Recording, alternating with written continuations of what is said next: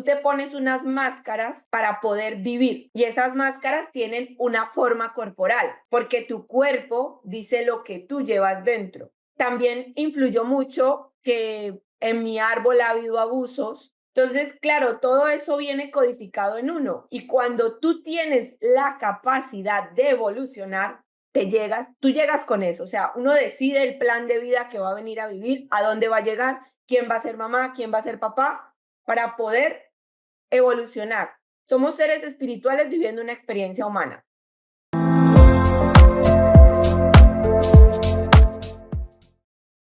Hola, buen día, buenas tardes, buenas noches, en cualquier lugar del mundo donde nos puedan escuchar, nos quieran escuchar, un entre nos nuevo. Y hoy con una persona que conocí hace poco personalmente y quiero decirles que fue un clic inmediato. Eh, Hoy encontré una nueva amiga. La encontré la semana pasada y hoy está aquí conmigo como mi amiga. Em, María Isabel Rodríguez Tenorio es terapeuta holística y como terapeuta holística nos va a contar de su trayectoria, de su vida personal y cómo ha venido aplicando todos estos conocimientos para hacer un ejercicio de transformación. Bienvenida, María Isabel o Isabel, como te conozco. Buenos días, Consuelo. Muchísimas Constanza. gracias. Constanza, perdón. Muchísimas gracias. Mi nueva amiga, sí, nos conocimos hace poco. Un placer conocerte. Eres una persona maravillosa. Gracias por esas palabras tan lindas. Y sí, ahora mismo me dedico a ser terapeuta holística debido a la trayectoria de vida que tengo, ¿no? O sea, uno llega a un momento en su vida donde hay dos formas de seguir, como conocías y la nueva forma. La que conocía no me hacía sentir cómoda, no era una mujer feliz, no era una mujer que vivía en coherencia y en congruencia conmigo misma. Entonces llegó un punto de inflexión donde era una cosa o era otra y lo otro no me gustaba. Entonces me lancé. Es un camino, no es difícil, es un camino con mucha incertidumbre, porque siempre estás pensando en qué puedes llegar a encontrarte o quién puedes llegar a ser, que es realmente lo que hace el camino de la transformación, es sacar lo mejor de ti y también lo peor. Entonces es llegar a encontrar ese equilibrio en esas dos formas que tiene el ser humano de llegar a su luz y su sombra y pues conocer la sombra, realmente yo creo que todos la conocemos. Lo que pasa es que volteamos hacia un lado y decimos, este no soy yo. Pero evidentemente existe para algo, porque si no existiera la sombra no habría luz. De Entonces, acuerdo. todo tiene su razón. Pero cuéntanos tu trayectoria, digamos, profesional, porque estás capacitada, entrenada como terapeuta holística, pero tienes otras capacitaciones y con eso trabajas. Sí, yo llevo más o menos 8 años en este camino de transformación. Empecé haciendo coaching transpersonal. Lo empecé a estudiar eh, para mí porque quería entenderme y pues esto me llevó a entender muchas cosas y a querer acompañar a los demás. He hecho PNL, programación neurolingüística, he leído registros acásicos, sé leer registros acásicos, estudié videodescodificación. Ahora mismo estoy en un curso de desprogramación evolutiva que tiene que ver con todo lo que ya he hecho, pero de una manera más concisa y más profunda para poder ayudar a la gente a transitar su proceso de transformación. Entonces, son muchas cosas las que he hecho buscándome a mí misma y que me han servido de herramienta para acompañar a otras personas a que encuentren su mejor versión. Tú tienes una historia personal particular. ¿Cómo fue crecer en una familia tan poco convencional y cómo influyó en la percepción de ti misma y tan temprano?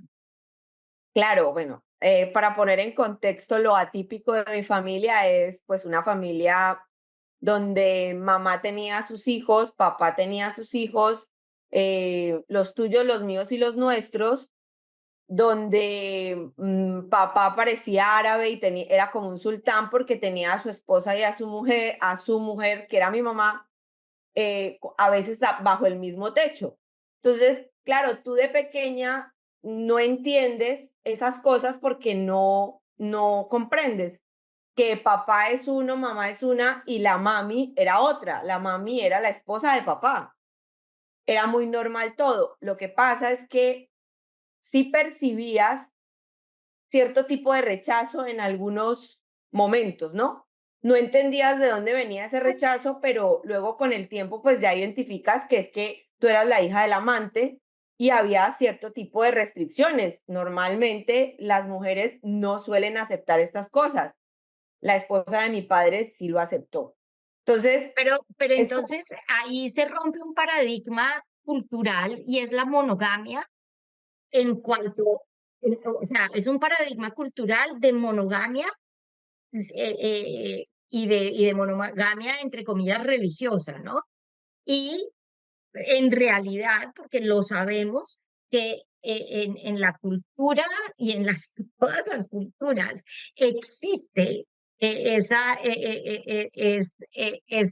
práctica de, entre comillas, la infidelidad de tener a otra persona, más entre hombres que entre mujeres. O sea, no es común tener una familia con una mujer y dos esposos. Lo más común es un señor con dos mujeres o tres o, bueno, whatever. Y en Latinoamérica, pues es algo que es común. Lo que pasa es que lo tapamos. claro, en el caso de mi madre, pues estuvo tapado un tiempo y ya después se destapó, ¿no? Pero claro, ¿cómo me influyó a mí? Yo creo que de pequeña siempre sentí que había algo que no encajaba, yo no encajaba. Em, Era como que era demasiado extrovertida para lo que se esperaba, ¿no? Entonces, hay cosas que marcan cuando eres niño de los adultos. Recuerdo que el hermano de mi madre un día le dijo a mi madre, yo no quiero que ella se junte con mi hija porque ella tiene mucho mundo. ¿Qué mundo puede tener una niña de 8 años? No lo sé, pero claro, esas son cosas que el niño las escucha y le marcan un camino y dices, pues yo tengo mucho mundo, ¿no? ¿Qué pasa? Que con el tiempo entiendes que esa frase era más negativa que positiva.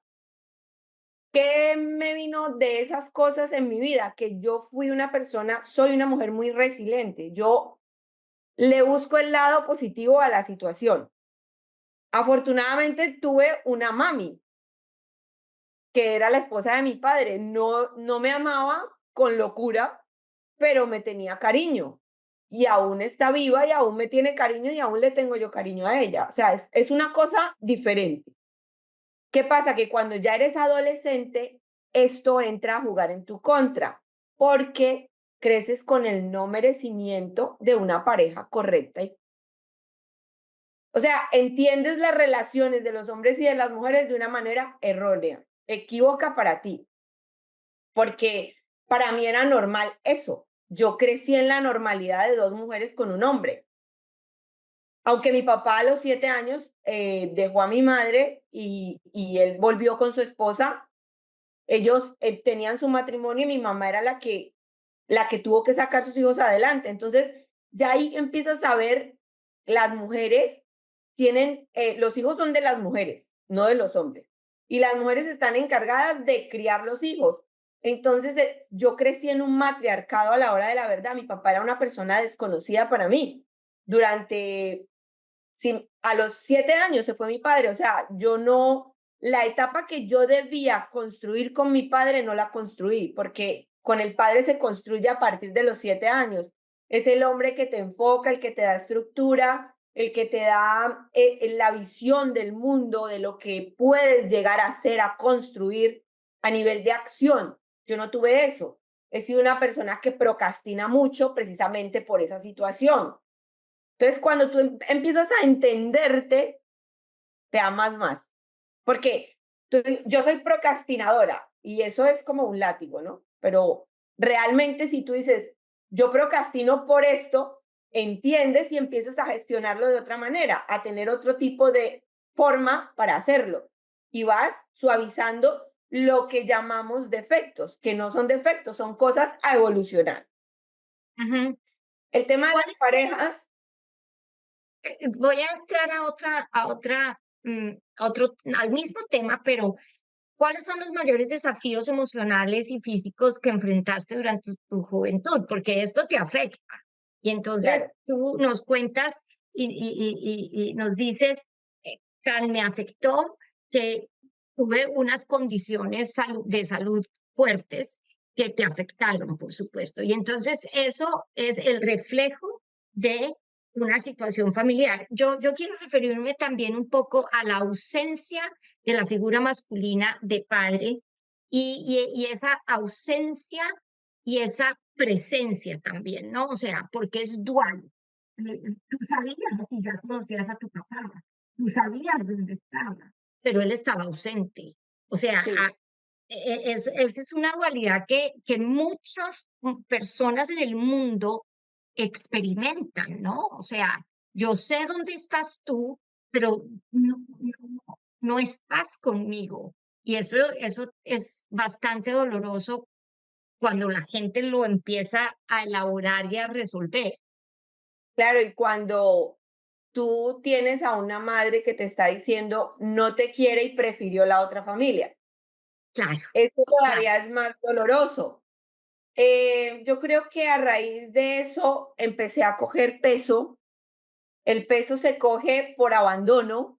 Hay muchas Ajá. circunstancias a nivel de biodescodificación y creo entender que yo lo cogí por abandono y por también hacerme grande, porque es como el oso, entre más grande, más poderoso, ¿no? Entonces tú coges con textura gruesa.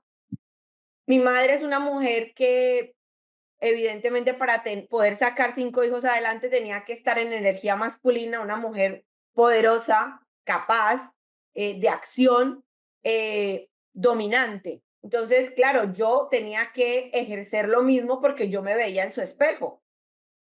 De pequeña, cuando mi padre se fue, yo fui una niña muy débil, lloré mucho, yo lloré mucho a mi padre.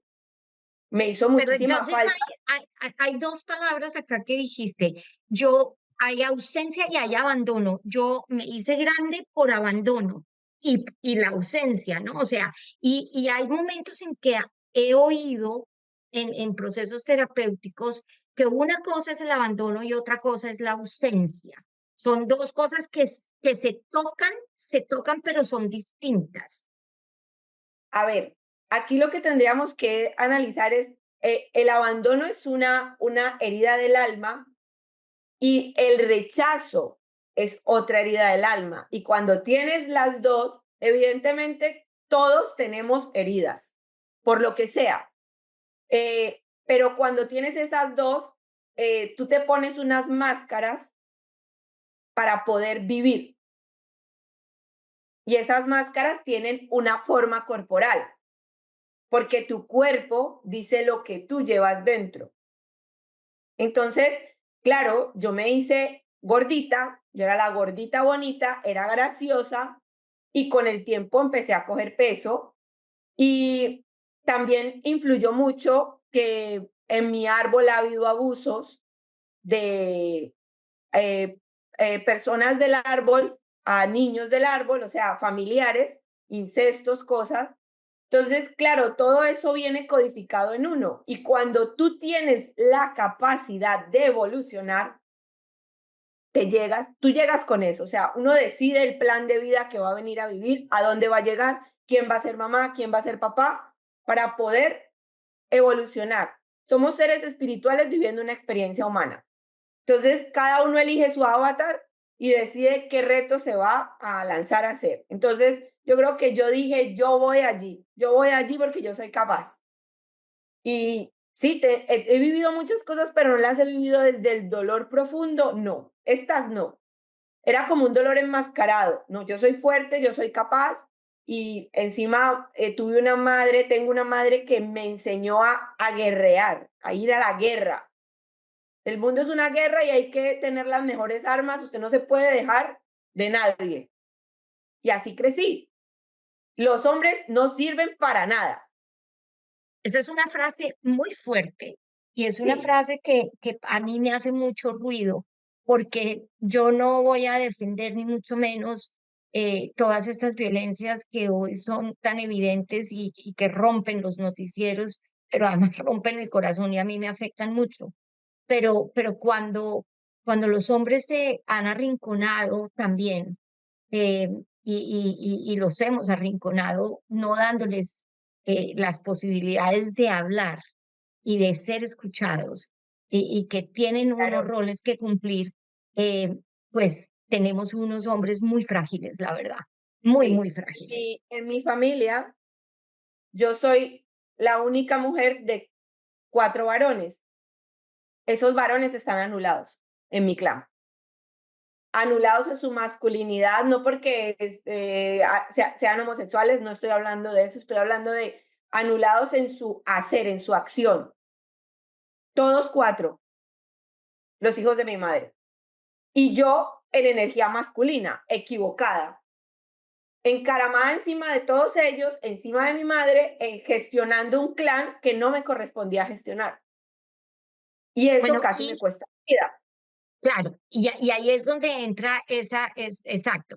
El rol que ha tenido el amor, tanto propio como de otros, en tu proceso de autovaloración y sanación emocional. ¿Cómo lo has logrado? Estoy lográndolo. Ok, está en Voy en proceso, ello. se está Estoy en cocinando. progreso adecuadamente, como dicen los profesores. Ajá.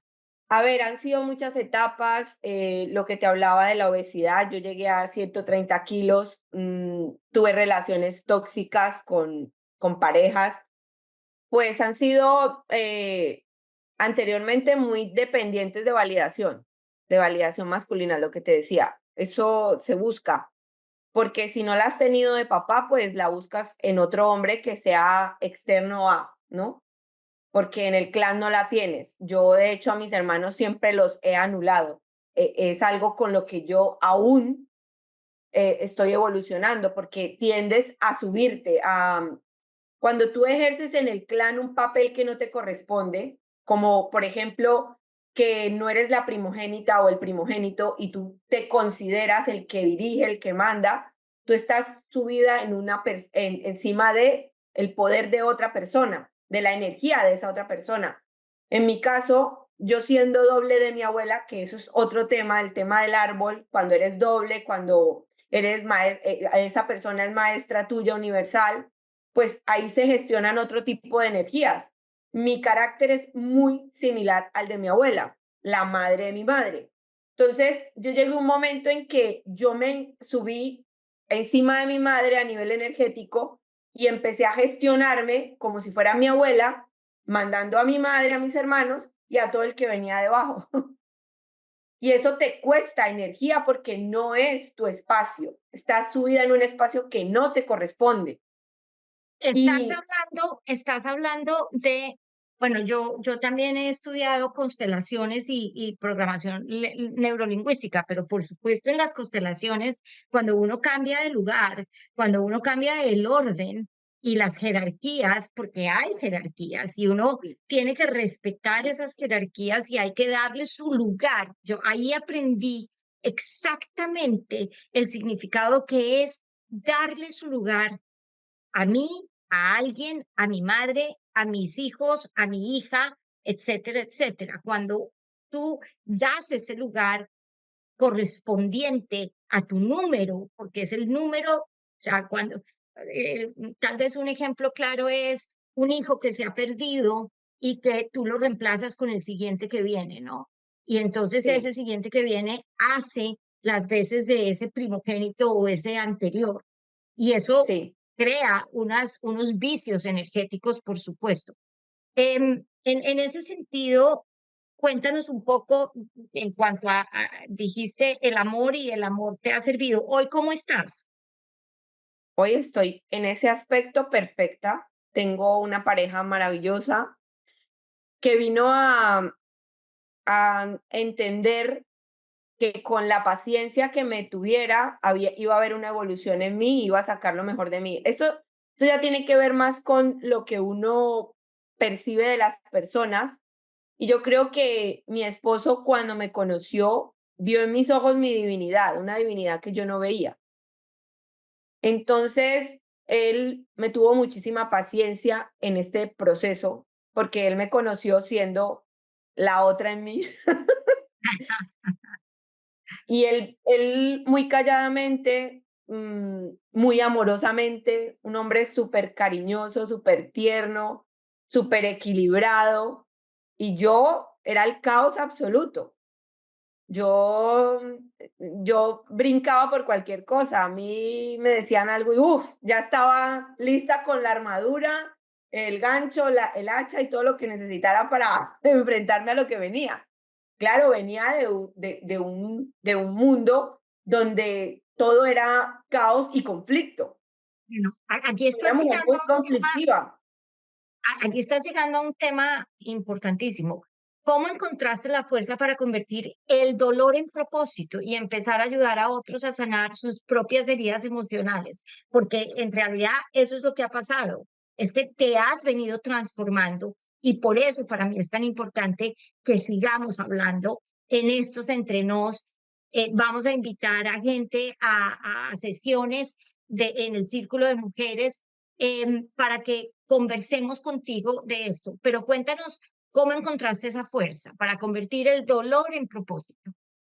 Em, Hablando de numerología, yo tengo un número que es el número, no sé si has oído hablar de que cada uno traemos un número y es nuestro número maestro y tal. Mi número es la evolución espiritual a través del dolor, literal. Así fue mi vida y así ha sido hasta que caí en cuenta, comprendí, entendí y gestioné de otra forma. Yo tuve que llegar hasta el dolor más grande, que probablemente para muchas personas puede haber sido lo que les voy a contar primero, pero para mí fue lo segundo. Lo primero fue un coma. Llegué a ejercer tanto control en la vida de todos, excepto en mis emociones. Tenía una coraza puesta encima mío que me pesaba mucho, pero yo no la veía. Yo andaba a lo Juana de Arco queriendo salvar a todo el mundo, pero no me miraba a mí misma. Y llegué a un punto donde me enfermé de tal forma que no hubo un antes y un después como revelador. Fue un antes y un después muy revelador. ¿Por qué? Porque yo tuve que viajar a Colombia por cuestiones familiares, porque como ejercía el dominio de todo, entonces yo tengo que ir, yo tengo que hacer, yo tengo que ser, buscando ser siempre. Y llegué y a los 3 días me enfermé, un dolor estomacal muy fuerte, mal diagnosticada, caí en coma por un dolor abdominal. Este coma me llevó a que no pude probar alimentos durante 2 meses, ni agua. Mi cuerpo no lo dominaba. Yo no había dominio de mí en nada. O sea, eh, llegó a tal punto que me pusieron psiquiatra. Y recuerdo esa señora se sentó, una mujer que manejaba una empresa en España, empleados, al esposo, a la familia, a todo el mundo manejaba. No tenía control de nada en ese momento. Estaba tirada en una cama, no se podía tomar un jugo, no podía hacer nada. Tenía que esperar a que le gestionaran una cosa para poderle hacer la otra. Esperar. Y el que espera, desespera. Yo ya estaba desesperada. Llegó la psiquiatra y me dijo, me miró de una manera despectiva. No, nunca se me va a olvidar esta imagen. Me dijo, ¿qué? No controlan, ¿no? Ni el cuerpo ya. Suéltalo. Me solté. Eso es rendición. No es irte a arrodillar y decir, ya no puedo más. No, es no controlo. No hay control. Claro, cuando estuve en coma tuve momentos que en otra charla que corresponda hablaremos de qué pasó, pero hubo una ¿cómo se llama eso, Constanza? Como una epifanía, Revelación, una epifanía, revelación, ¿sí? una revelación. Eso, una revelación. Hubo algo ahí, en ese momento no se entiende. Hay cosas que a uno le pasan en la vida que en ese momento no las entiendes, pero después con el contexto de las cosas que van ocurriendo, vas uniendo, como tú dices, el puzzle y vas acomodando las fichas. Pues yo desperté de ese coma, estuve 2 meses hospitalizada, me tuve que quedar en Colombia 6 meses. En esos 6 meses mi hermano menor, que era como mi hijo, aunque todos eran como mis hijos, pero él era el niño problema, pues yo estuve con él, me cuidó, hasta lo más ínfimo que es, lo más íntimo que es limpiarte, hasta eso hizo él y mi esposo. Entonces llegas a ese punto donde no controlas ni eso. ¿Qué pasó ahí? Me di cuenta que me amaban. Eso era algo que yo no entraba, o sea, a ti te quieren porque das, porque tienes, porque puedes, porque haces, no por lo que eres.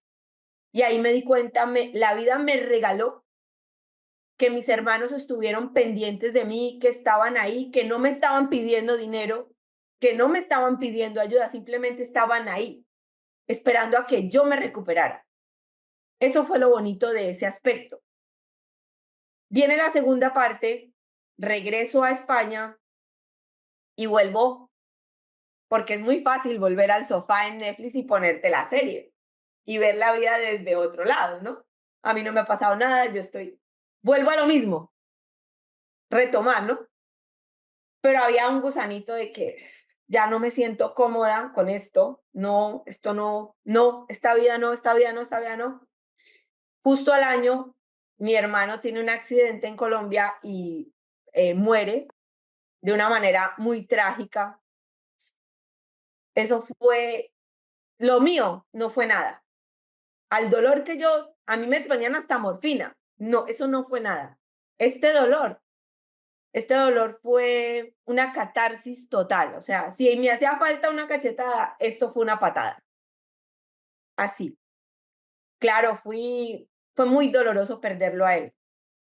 Pero justo a los 2 meses de haber regresado y haber vuelto a España, después de haberlo despedido a él, entendí. Dije, claro, esta enfermedad que tuve me regaló esos 6 meses con él y conocí otro ser humano que yo no conocía. Me regaló eso, la vida. Yo no lo Yo vi como pienso, dolor. claro, yo pienso que ahí es como, es conocer, o sea, qué experiencia tan fuerte, porque es conocer y reconocer a tus seres más cercanos desde tu impotencia, porque es cuando tú estás impotente, pero y reconocer que te están tendiendo la mano desde el afecto, desde la presencia, desde la compañía. O sea, tú nunca los habías visto en en esa luz, los habías visto desde la desprotección, desde la debilidad.